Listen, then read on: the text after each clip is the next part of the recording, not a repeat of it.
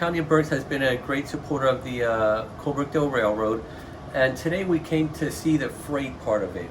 Colebrookdale has done a great job with the passenger and the tourism part of it, and now they're expanding into the freight part. So we made the time to come out and see where it's at, what it's going to look like, what the plans are, where it's going to expand to, and so forth. So our freight operation, it's simple as far as industry standards right now, and we're hoping to break ground in July on a brand new transload facility.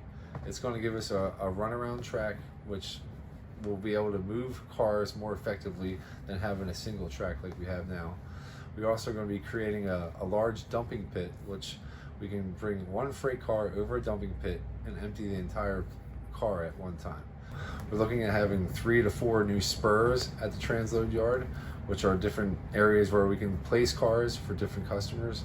So then once we have this transload facility underway, the possibilities are endless as far as what kind of commodities we can bring in. And show our future expansion project that we like to take up to Route 100 and expand our transloading facility up there to serve customers such as Rhodes Energy and Boyertown Foundry and other prospective customers that we could help along the way.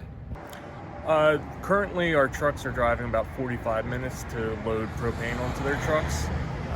Just having it easily accessible will make all the difference for our drivers and for the efficiency of our company.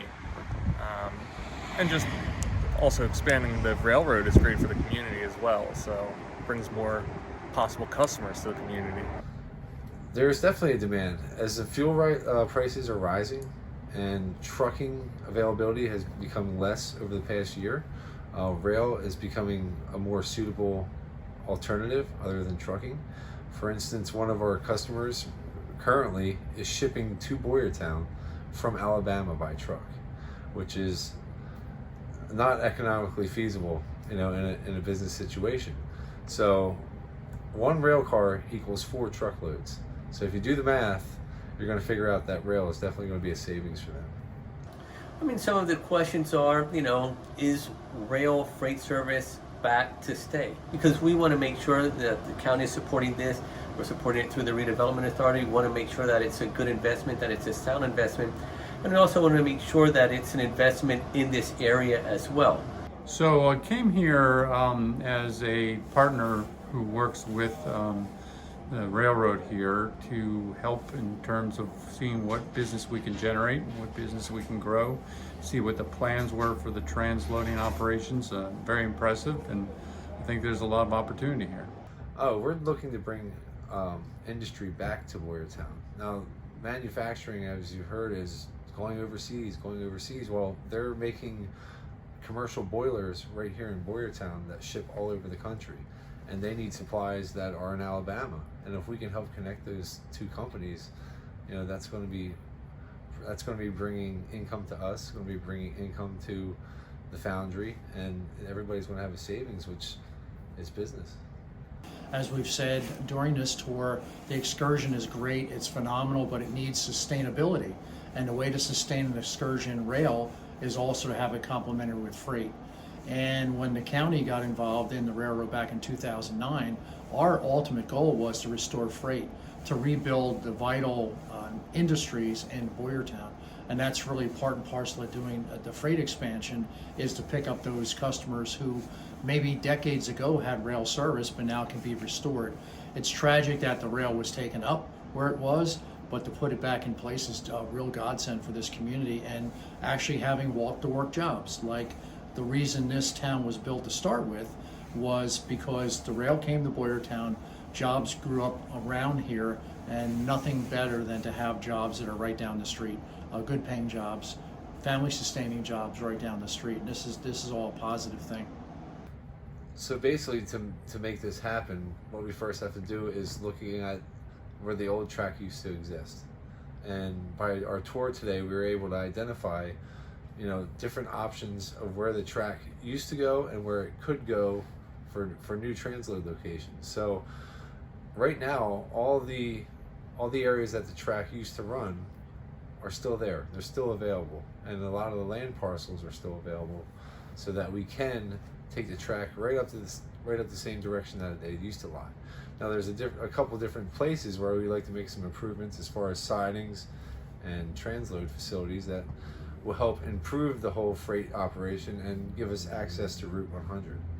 Now access to Route 100 will eliminate truck traffic to our transload yard through town. All your truck traffic is now going to go through Route 100 and not have to be coming through the town that we want to make walkable in the future. The vision keeps growing year by year. There's always a new idea on how we can improve. Not only are we making things beautiful in Boyertown, we're trying to make things beautiful in Pottstown. We're trying to expand our reach all over this region, through marketing as well. So beautifying this area and connecting two towns is what it's all about. And I think that's the main vision, but the vision is ever changing for sure. Redevelopment is what everyone wants. And in small towns across the country that have gone through a real dramatic economic change, people in Boyertown should be clapping and standing up for all the transformational things that are happening in Boyertown, because I can tell you there's other small towns, even just in Berks County, that would love to be Boyertown.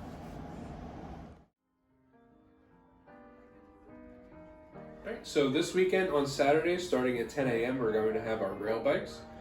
Those are the people-powered bikes that ride on the rails. It's a 6-mile downhill trip.